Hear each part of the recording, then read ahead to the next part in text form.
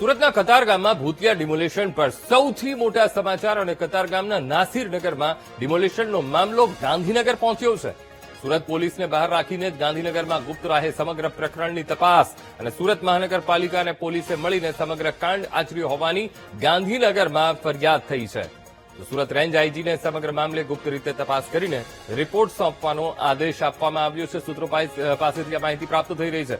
Range આઈજીના અધિકારીઓ ગુપ્ત રાહે સૂત્રો પાસેથી માહિતી મેળવી રહ્યા છે કે કેવી રીતે આ ડિમોલેશન હાથ ધરવામાં આવ્યું, કેવી રીતે એસએમસીની પણ સંડોવણી અને સ્થાનિક પોલીસની પણ સંડોવણી. મહાનગરપાલિકાના નવનિયુક્ત પદાધિકારીઓને ગાંધીનગર બોલાવવામાં આવ્યા. સાથોસાથ mayor, deputy mayor, standing committee chairman સહિતના નેતાઓને પણ એકાએક ગાંધીનગરથી તેડું આવ્યું છે. ભૂતિયા ડિમોલેશન પાછળની સત્ય હકીકત જાણવા માટે તેમને ત્યાં બોલાવ્યા હોવાની માહિતી પ્રાપ્ત થઈ રહી છે. અગાઉ સ્થાનિક ધારાસભ્ય વિનુ મોરડિયાએ પણ એસએમસીની કામગીરી સામે સવાલ ઉઠાવ્યા હતા. વિનુ મોરડિયાના નિવેદન પછી ગાંધીનગરમાં ગુપ્ત રાહે તપાસ એ શરૂ થઈ છે.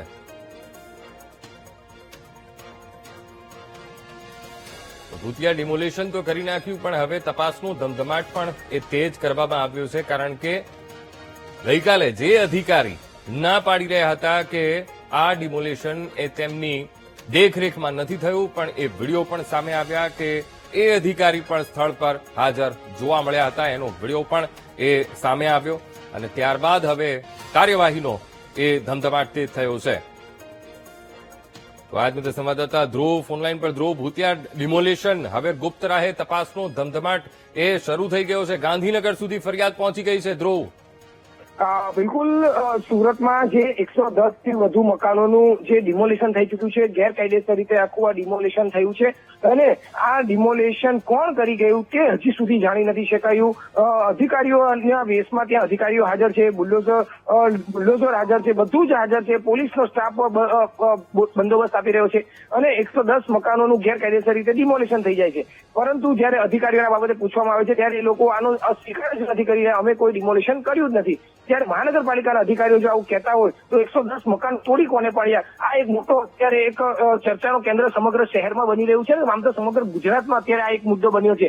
ત્યારે હવે આ જે ભૂતિયા ડિમોલેશન છે તેની ફરિયાદ છે ગાંધીનગર સુધી પહોંચી છે. આ બાબતની હવે ગુપ્ત રાહે તપાસ પણ શરૂ કરવામાં આવી હોવાની માહિતી મળી છે.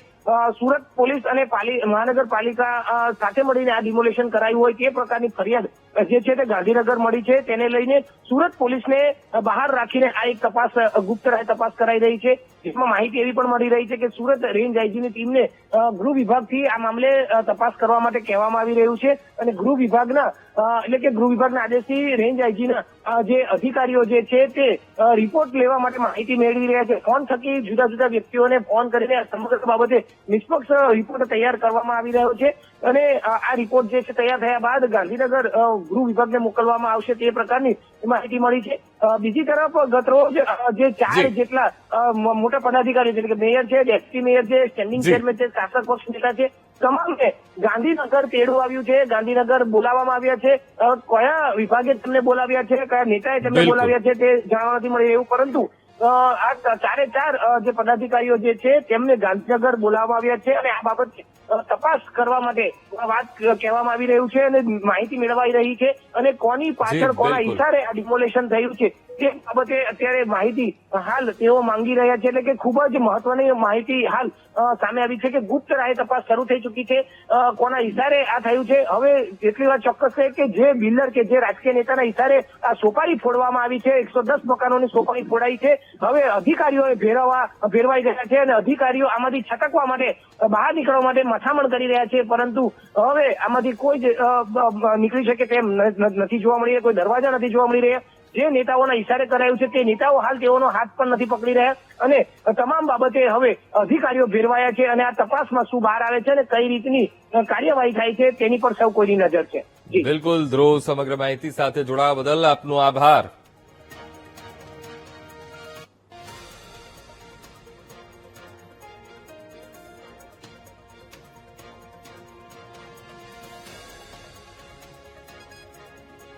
તો હવે જ્યારે ગુપ્ત રાહે તપાસનો ધમધમાટ તેજ થયો છે ત્યારે અધિકારીઓએ શું જવાબ આપ્યો હતો એ સાંભળી લઈએ.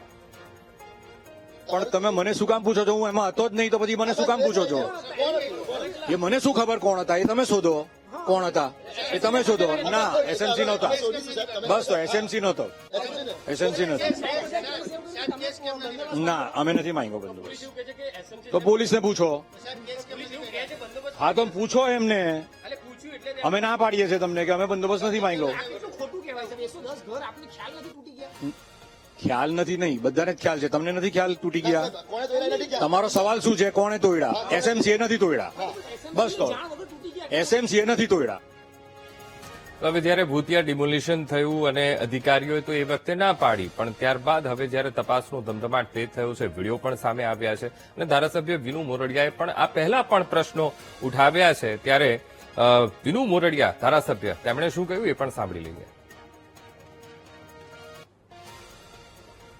નાસીનગરમાં સુરતમાં થયેલા જે ડેમોલિશનનો મુદ્દો વધુને વધુ જે છે તે વિકટ બની રહ્યો છે. ખાસ આ જે ડેમોલિશન થયું હતું તેને લઈને હવે માહિતી પ્રાપ્ત થઈ રહી છે કે તપાસ આપવામાં આવી છે રહીજીને અને ખાનગી રાહે તપાસ આપવામાં આવી છે. વિનુભાઈ મોરડિયા આપણી સાથે છે, તેમની સાથે સીધી વાતચીત કરશું. વિનુભાઈ, ગઈકાલે મેયર, ડેપ્યુટી મેયરને ગાંધીનગર સુધી બોલાવવામાં આવ્યા હતા. હવે આ જે ડેમોલિશન થયું છે તેની ખાનગી રાહે તપાસના આદેશ અપાયાની વિગતો સામે આવી રહી છે. રેન્જ આઈજીને તપાસ સોંપાઈ છે.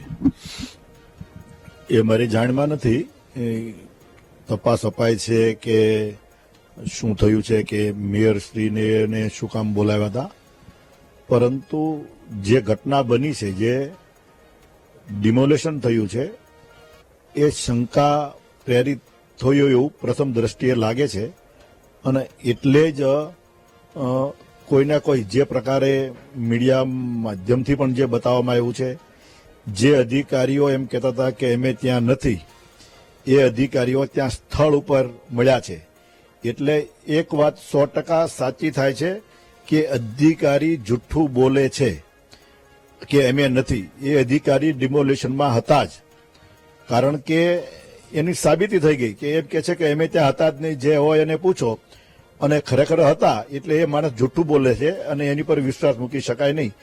પરંતુ જે અધિકારીઓ આ બહાદુરી વાપરી છે, એની બહાદુરી નીકળશે એવું મને લાગી રહ્યું છે. આ અધિકારીઓને તપાસના દાયરામાં લેવા જોઈએ. ખાસ જે તપાસ થઈ રહી છે, કોણે આદેશ આપ્યો, કઈ રીતે આદેશ આપ્યો, જે તે સ્થળના ફૂટેજ જે છે તેની પણ તપાસ થવી જોઈએ. કારણ કે તમે કહી રહ્યા છો કે વિપરીત નિવેદન સામે આવી રહ્યું છે, સ્થળ પર તેમની હોવાની વિગતો સામે આવી રહી છે, પરંતુ તે નિવેદન કંઈક અલગ આપી રહ્યા છે. જે હાજર હતા, જે અધિકારીઓ ખાલી કરાવતા હતા એવું સ્પષ્ટ દેખાય છે. હવે એમ કોઈ કહે કે અમે ખાલી માર્કિંગ કરવા ગયા હતા, તો ડિમોલિશનની સાથે માર્કિંગ ન થાય. માર્કિંગ કરવા જાય એ પણ મને જવાબ ખોટો આપવામાં આવ્યો છે. પણ આ જ ખોટો જવાબ જે એમનો છે, એમને આવનારા દિવસો માટે એ જ એમના માટે દોષિત સાબિત થવાનો છે. જે પ્રકારે કોઈ પણ લાલચ, કોઈ પણ બિલ્ડરના કૈયામાં આવીને જે તે વિભાગે, કોઈ પણ વિભાગના અધિકારીઓએ આ કૃત્ય કર્યું છે, એ કૃત્યના કારણે એને સજાનો સામનો કરવો પડશે અને એ કરાવશું. જે બિલ્ડરની વાત છે, બિલ્ડર સામે પણ કાર્યવાહી થવી જોઈએ. અધિકારીઓ તો ખોટું બોલી રહ્યા છે, અધિકારીઓ જોડે ખોટી રીતે કામ પણ કરાવડાવવામાં આવ્યું છે, એ પણ હકીકત સાચી છે? મારી પાસે પૂરતા પુરાવા નથી, પરંતુ પ્રથમ દ્રષ્ટિએ જે પ્રમાણે જે આપ લોકો દ્વારા પણ જે બતાવવામાં આવે છે, એ એવું પ્રેરે છે કે આવું શક્ય બને. પરંતુ આની ઉચ્ચતર સ્તરી તપાસ થશે તો મને લાગે છે કે અંદર દૂધનું દૂધ ને પાણીનું પાણી થઈ જશે. જે લોકોએ આવી હિંમત કરી છે, જે અધિકારીઓએ કોર્પોરેશનના કપડાં પહેરી, માથે રૂમાલ બાંધી અને ગયા છે.